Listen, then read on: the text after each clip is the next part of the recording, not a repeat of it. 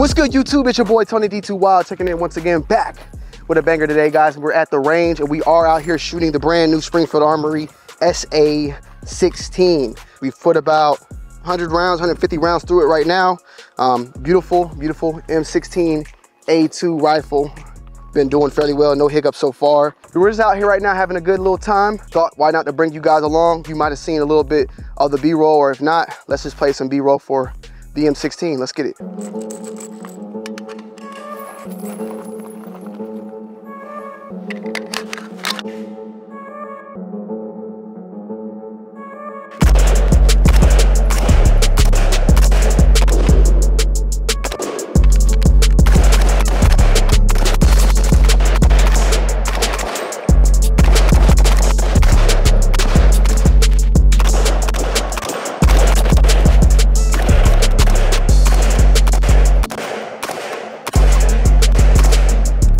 All right, y'all, so maybe some of y'all are like, whoa, what's going on here? Well, yes, we have a brand new product from Springfield Armory, the SA16. Now, the SA16 actually was shown at SHOT Show. We actually showed it at SHOT Show for a brief little moment because it was just out there, out and about. And I was told to keep my eye out at the Springfield Armory booth for an Easter egg. And that was it. This was it, you know? And fast forward, April 30th, this gun is now available and out. So I'm very pleased to be able to have gotten time to run this bad boy and to give you guys my thoughts and opinions on this bad boy and present you guys with this review today.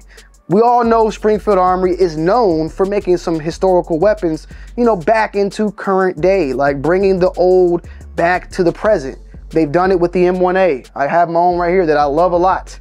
We also have the Springfield Armory 1911 in particular. This is the range officer, and they discontinued this one, unfortunately. I love this gun. This gun is extremely accurate. I don't know why, but they did. But it's like a replication of a GI 1911 from back in the day. They also have the SA35, which is the high power, which I need to get my hands on eventually as well. And now we have here the SA16, which is the M16A2, presented by Springfield Armory. And what they wanted to do was pretty much bring back another historical weapon, that one being the M16A2, which at the end of the day, when you kind of, yeah, I said it, when you look at an AR-15, the M16 line itself really is what started it all. But the A2 brought in components that still are being utilized to this day. So the A1 is great, don't get me wrong whatsoever, but the A2 brought in little things that we still see that the A1 did not have, and then the A3, A4 just continue to add on to it. I want to give a huge shout out though to Small Arms Solutions. I watched your video, brother, to learn the history on the M16A2. He was someone actually who served and has had this gun, and I learned a lot from him in his video. And I want to say salute to you because a lot of your information that you presented to me today is what I can now speak in confidence a little bit about on this gun in particular. And I'm pretty sure maybe you're going to want to go and grab one of these or be very interested in it. But the M16A2 was a gun that was, I believe, presented into the U.S. Army and the Marines. Maybe I'm a little bit off it, but it came in as one of the main guns for the Army and the Marines from 1985 to 1992. Check out Small Arms Solutions. I'll leave a link down below if you want to learn more history on this particular rifle and, you know, it's where it originally came from and all that. But I know that the Colt made the M16A1. I believe Colt or FN kind of went at war for that particular, this A2 version, and FN won it and they kept winning it moving forward. So there's like a lot of things that went in to that transfer of the M16A1 to the M16A2. But with that being said, a lot of the M16A1s were able to be converted to the A2 with some of the small little touches here and there. One in particular, they kept a lot of the lower components and then added on the upper component and was good to go. But with that being said, this one in particular is a modernized M16A2 from Springfield Armory that shoots fabulous. I gotta say off the rip, I'm not an iron sights guy. You know, I'm just not like, you know, I'm kind of new. Like I'm just used shooting with red dots and all the above, right? But shooting this with irons only, because I wanted to keep it organic and OG and really rock it out, it was a very precise weapon with irons. And that is one of the components also that was added in on the A2. And I don't want to say this incorrectly because it was the Marines and the Army that were kind of going back and forth, but one of them was looking at the M16A2 as a target rifle, while the other wanted to be utilized as a battle rifle. I can't remember exactly, but Small Arms laid it out there. But with that being said, this gun itself has windage and elevation adjustments, and it also has the Doppler that can go from that big Doppler to the small Doppler depending on how you're trying to shoot, whether it's precise or more so in a combat situation.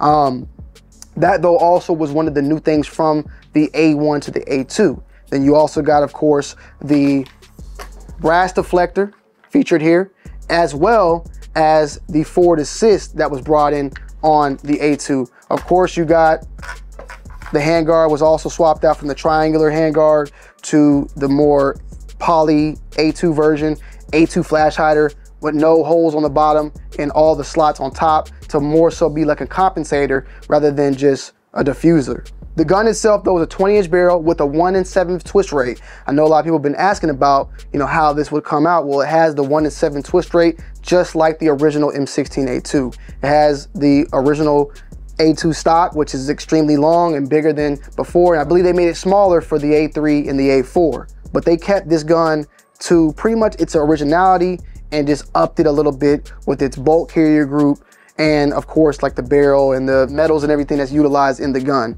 Basically, Springfield wanted to make this as if they made the M16A2 back in the 80s, how they would have made it, or how they would have made it, but now in a modern day and age, and I think they did a very phenomenal job. The gun shot fabulous. I had no hiccups whatsoever. It's 20-inch barrel, extremely smooth shooter, little to no recoil, and very precise. The groupings were great, straight out of the iron sight. So it's off the rip as far as how it shoots, phenomenal. We have a spec sheet here, so I can read off all that and just make sure I can let you guys know as much as possible.